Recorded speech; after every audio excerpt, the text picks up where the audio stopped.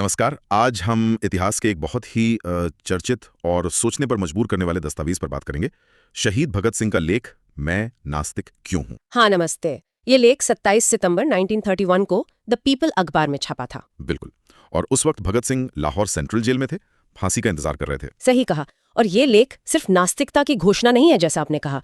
ये एक युवा क्रांतिकारी के विचारों का, उसके सवालों का, उसके तर्कों का पूरा सफर दिखाता है।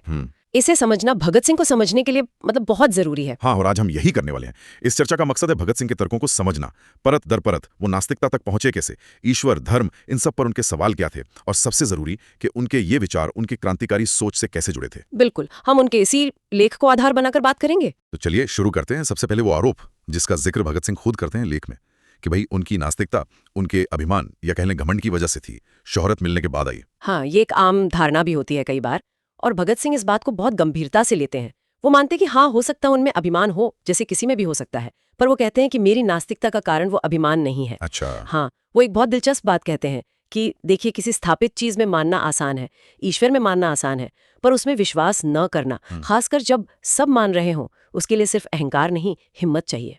और वो हिम्मत, वो दृढ़ विश्वास, वो गहन सोच विचार अध्ययन से ही आता है, यूं ही नहीं। मतलब उनका कहना था कि ये कोई अचानक आई चीज नहीं थी, एक पूरी प्रक्रिया थी इसके पीछे। बिल्कुल एकदम साफ लिखते हैं वो कि मैं ईश्वर, आत्मा, परमात्मा, इन चीजों पर बहुत पहले से सोच रहा था, तब नहीं जब मैं मशहूर हो गया। हाँ। वो तर्क देते हैं कि अगर ये सिर्फ घमंड से होता तो मुश्किल वक्त में या जब शोहरत कम होती मैं वापस आस्तिक बन जाता। हाँ, ये बात तो है। पर ऐसा हुआ नहीं। हाँ। वो जोर देते हैं कि उनका नास्तिक होना सालों के अध्ययन का, सोचने का, दोस्तों के साथ बहस करने का नतीजा है। ये एक सोची समझी बौद्धिक स्थिति थी, कोई अचानक आई भावना नहीं। ये जानना बहुत दिलचस्प है कि वो इस मुकाम तक पहुंचे कैसे। उनका बचपन, उनका शुरुआती जीवन तो काफी अलग था ना। हाँ बिल्कुल। उनका जन्म तो एक सिख परिवार में हुआ था। परिवार सामाजिक रूप से काफी सक्रिय था। आर्य समाज का भी प्रभाव था। अच्छा, आर्य समाज का भी। हाँ, उनके दादाजी अर्जुन सिंह आर्य समाजी थे। वो मूर्ति पूजा, अवतारवाद, इन सब को नहीं मानते थे। पर ईश्वर में विश्वास रखते थे। भगत सिंह ने खुद बचपन में गुरबानी पढ़ी, कुछ वक्त के लिए केश भी रखे थे सिख परंपरा के अनुसार। लाहौर के डीएवी स्कूल में पढ़े, जहाँ प्रार्थनाएं होती थीं, गायत्री मंत्र का जाप होता था। तो शुरू में धार्मिक और राष्ट्रवादी दोनों तरह के संस्कार थे। तो फिर ये बदलाव कहाँ से शुरू हुआ? वो कौन सा मोड़ था जहाँ से वो इस पृष्ठभूमि से अलग सोचने लगे? देखिए, ये धीरे धीरे हुआ, कोई एक घटना नहीं थी शायद। कॉलेज के दिन और फिर क्रांतिकारी आंदोलन से जुड़ना, ये अहम पड़ाव थे। पहले वो गांधी जी के असहयोग आंदोलन से जुड़े थे पूरी तरह से। हाँ। लेकिन 1922 में जब चौरी चौरा के बाद गांधी जी ने आंदोलन वापस ले लिया, तो भगत सिंह और उनके जैसे बहुत से नौजवानों को बहुत धक्का लगा। निराशा हुई होगी। बिल्कुल। उन्हें लगा कि सिर्फ भावनाओं से या सिर्फ राष्ट्रवाद के नारे से काम नहीं चलेगा।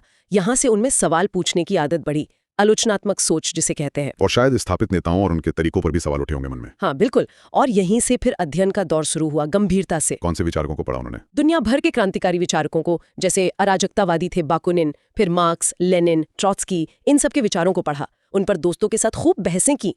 इन सब ने उन्हें सिखाया कि समाज को बदलने के लिए सिर्फ जोश या कुर्बानी काफी नहीं है। समाज को, इतिहास को, अर्थव्यवस्था को गहराई से समझना जरूरी है।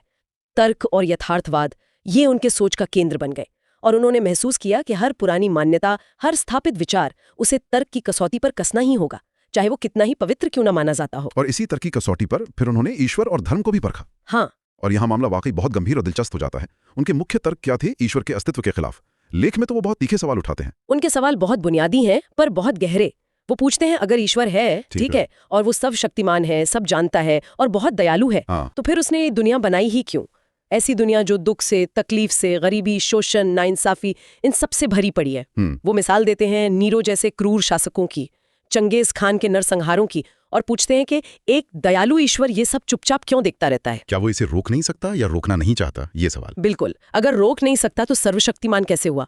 और अगर रोक सकता है पर रोकता नहीं, तो फिर दयालु कैसे? ये तो दर्शन का वो सदियों पुराना सवाल है, प्रॉब्लम ऑफ इविल, बुराई की समस्या, जिसे भगत सिंह अपने तर्क से उठा रहे थे। एकदम। और वो उन जवाबों को भी नहीं मानते जो धर्म आमतौर पर देता है, जैसे ये सब पिछले जन्मों के कर्मों का फल है, या ये ईश्वर की लीला है। कर्मफल सिद्धांत पर भी उन्होंने सवाल उठाए। हाँ, वो पूछते हैं कि अगर मुझे याद ही नहीं कि मैंने पिछले जन्म में क्या पाप किया था, तो इस जन्म में सजा भुगतने का मतलब क्या है? सजा का मकसद तो सुधार होना चाहिए ना। सही बात है। पर जब पता ही नहीं कि गुनाह क्या था, तो सुधार कैसे होगा? ये तो नाइंसाफी लगती है। और जन्म के आधार पर जो असमानताएं हैं, कोई अमीर घर में, कोई गरीब या दलित परिवार में पैदा होता है। हाँ, वो इस पर भी सवाल करते हैं कि क्या ये भी ईश्वर की मर्जी है कि कोई पैदा होते ही सुविधाओं में रहे और कोई भयानक अन्याय सहे? भगत सिंह कहते हैं कि ये तर्क कि सब ईश्वर की मर्जी है या उसके भेद वही जाने, ये उन्हें संतुष्ट नहीं करता। उन्हें लगता है कि ये तो बस अन्याय को चुपचाप सह लेने और उसके खिलाफ आवाज न उठाने का एक बहाना है। तो क्या वो धर्म को, मतलब संगठित धर्म को, समाज की तरक्की में एक रुकावट मानते थे? हाँ, काफी हद तक। उनका मानना था कि धर्म अक्सर लोगों को भाग्यवादी बना देता है, किस्मत के भरोसे छोड़ देता है, और जो सवाल पूछने की, तर्क करने की, वैज्ञानिक तरीके से सोचने की क्षमता है, उसे कहीं ना कहीं दबाता है। वो अंधविश्वास और रूढ़िवाद के तो सख्त खिलाफ थे। उनका मानना था कि जब तक हम पुरानी अतार्किक बातों को चुनौती नहीं देंगे, समाज आगे कैसे बढ़ेगा। और ये भी कि धर्म कई बार शोषण का हथियार बन जाता है। हाँ, ये भी उनके विश्लेषण का हिस्सा था कि कई बार जो ताकतवर वर्ग हैं, शोषक वर्ग हैं, वो ईश्वर की इच्छा या पाप पुण्य का डर दिखाकर आम लोगों को कंट्रोल करते हैं और सामाजिक अन्याय को बनाए रखते हैं। मार्क्स ने कहा था ना, धर्म जनता के लिए अफीम है। वो बात भगत सिंह के विचारों में भी दिखती है। ये बहुत अहम बात है। इसका मतलब ये हुआ कि उनकी नास्तिकता कोई अलग थलग चीज नहीं थी, वो उनके क्रांतिकारी विचारों का, सामाजिक बदलाव की उनकी लड़ाई का एक हिस्सा थी। बिल्कुल सही। भगत सिंह के लिए क्रांति का मतलब सिर्फ अंग्रेजों को हटाना नहीं था या सिर्फ सरकार बदलना नहीं था। वो एक सामाजिक क्रांति चाहते थे जो हर तरह के शोषण को खत्म करे, चाहे वो आर्थिक हो, सामाजिक हो या मानसिक। अच्छा। और इसके लिए जरूरी था कि लोग तर्क करना सीखें, सवाल पूछना सीखें और अपनी किस्मत खुद बनाने का हौसला रखें, किसी भगवान या भाग्य के भरोसे न बैठें। यानी समाज के जो अन्याय भरे ढांचे हैं, उनको चुनौती देने के लिए जरूरी है कि उन विचारों और धार्मिक मान्यताओं को भी चुनौती दी जाए जो उन्हें सहारा देती हैं। बिल्कुल। उनका मानना था कि ईश्वर और धर्म की सत्ता पर सवाल उठाना असल में हर उस सत्ता पर सवाल उठाना है जो इंसान को गुलाम बनाती है, चाहे वो राजा हो, पुजारी हो या पूंजीपति हो।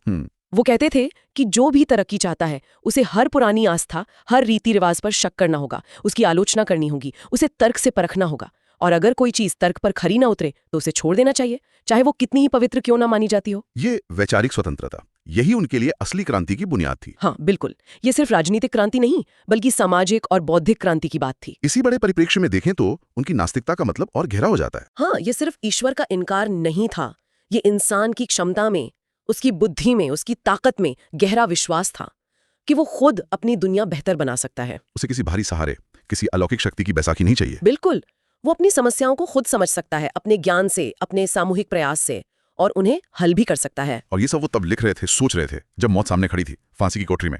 इस बात से तो उनके तर्कों का वजन और भी बढ़ जाता है।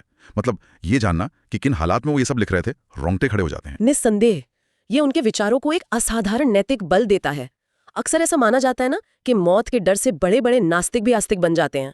उनके कुछ दोस्तों ने उन्हें सलाह भी दी थी कि आखिरी वक्त में ईश्वर को मान लो, शायद शांति मिल जाए। लेकिन भगत सिंह ने इसे कैसे देखा? क्या कहा उन्होंने? उन्होंने इसे साफ तौर पे खारिज कर दिया। वो लिखते हैं कि अगर मैं आखिरी पलों में किसी डर से या किसी इनाम के लालच में, जैसे स्वर्ग मिलेगा या मोक्ष मिलेगा, अगर इस लालच में ईश्वर को मानने लगूं तो ये मेरे पूरे जीवन के संघर्ष का, मेरे विचारों का, मेरी ईमानदारी का अपमान होगा।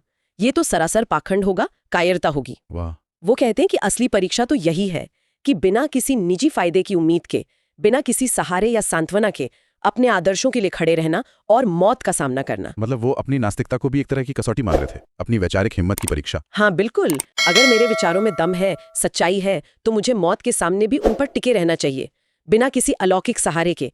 वो कहते थे कि मैं यथार्थवादी हूँ, मैं तर्क के आधार पर ही किसी नतीजे पर पहुंचता हूँ। और तर्क उन्हें ईश्वर तक नहीं ले गया। हाँ, चूंकि तर्क उन्हें ईश्वर के अस्तित्व तक नहीं ले गया, इसलिए वो उसे नहीं मान सकते, चाहे हालात कितने भी मुश्किल क्यों ना हो। ये दिखाता है कि उनकी नास्तिकता कोई ऊपर ऊपर की चीज नहीं थी या कोई जवानी का जोश नहीं था। ये उनके गहरे चिंतन का, अध्ययन का और फौलादी इरादे का नतीजा थी। वो तैयार थे अपने सिद्धांतों के लिए मरने को, बिना किसी स्वर की उम्मीद या नर्क के डर के। तो अगर हम इस पूरी बातचीत को समेटें, इस सब का मतलब क्या है?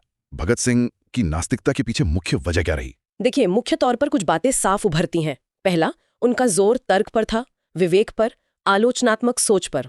दूसरा, दुनिया में जो अन्याय, दुख, असमानता है, उसे देखकर वो ईश्वर की जो पारंपरिक छवि है, सर्वशक्तिमान, दयालु, उस पे गहरे सवाल उठाते थे। ठीक है। तीसरा, उन्होंने धार्मिक कट्टरता, अंधविश्वास, कर्मफल सिद्धांत, इन सबको अतार्किक माना और प्रगति में बाधा समझा, इसलिए उन्हें खारिज किया। चौथा, वो मनुष्य की अपनी क्षमता में, उसकी बुद्धि में बहुत विश्वास रखते थे कि इंसान खुद अपनी दुनिया बेहतर बना सकता है, उसे किसी देवी देवता की मदद की जरूरत नहीं। और और पांचवा, ये सब उनके बड़े क्रांतिकारी सोच का हिस्सा था, जो हर तरह के शोषण, दमन और मानसिक गुलामी के खिलाफ था। उनके तर्क आज भी हमें सोचने पर मजबूर करते हैं कि हम अपने विश्वास कैसे बनाते हैं, किन आधारों पर उन्हें सही या गलत मानते हैं। निश्चित रूप से। और शायद श्रोताओं के लिए सोचने की एक बात ये हो सकती है, जो सीधे उनके लेख से ही निकलती है, कि किसी इंसान की जो निजी मान्यताएं हैं, उसका जो विश्वास है और उसकी जो आलोचनात्मक सोच है, सवाल पूछने की क्षमता है, इन दोनों के बीच क्या रिश्ता होता है।